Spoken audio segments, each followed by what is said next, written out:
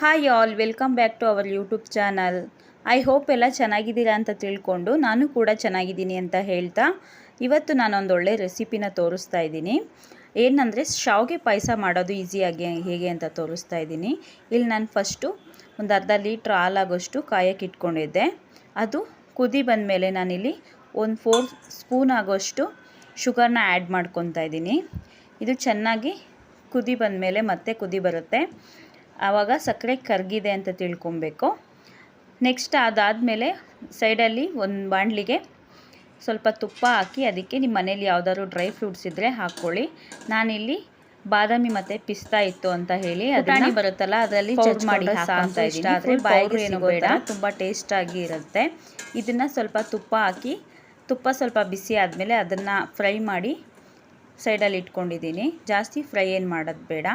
ಇಲ್ಲಿ ಹಾಲು ಕುದೀತಾ ಇದೆ. ಹಾಗೆ ಇಲ್ಲಿ ನಾನು ರೋಸ್ಟೆಡ್ ರೆಡಿಮೇಡ್ ಆಗಿರುವಂಥ ಶಾವಿಗೆನ ಇಟ್ಕೊಂಡಿದ್ದೀನಿ. ಇದು ಅಂಗಡಿನಲ್ಲಿ ಸಿಗುತ್ತೆ.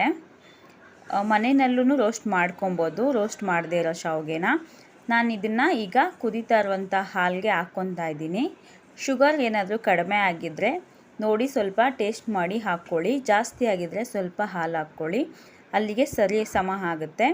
ನೆಕ್ಸ್ಟ್ ಇದಕ್ಕೆ ಒಂದು ಏಲಕ್ಕಿನ ಜಜ್ಜಿ ಹಾಕ್ಕೊಳ್ಳಿ, ಅದು ಕೂಡ ಫ್ಲೇವರ್ ತುಂಬ ಚೆನ್ನಾಗಿ ಬರುತ್ತೆ. ಇದು ಸ್ವಲ್ಪ ಚೆನ್ನಾಗಿ ಬೇಯಬೇಕು, ಬೆಂದಮೇಲೆ ಅದು ಟೇಸ್ಟ್ ಚೆನ್ನಾಗಿರುತ್ತೆ.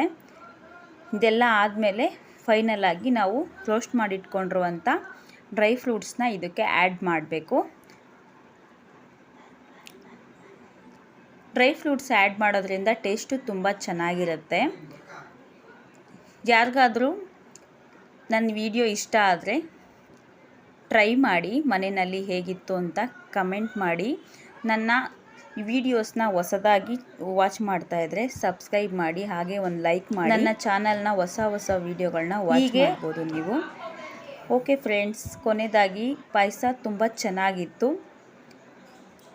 Thanks for watching. Bye friends.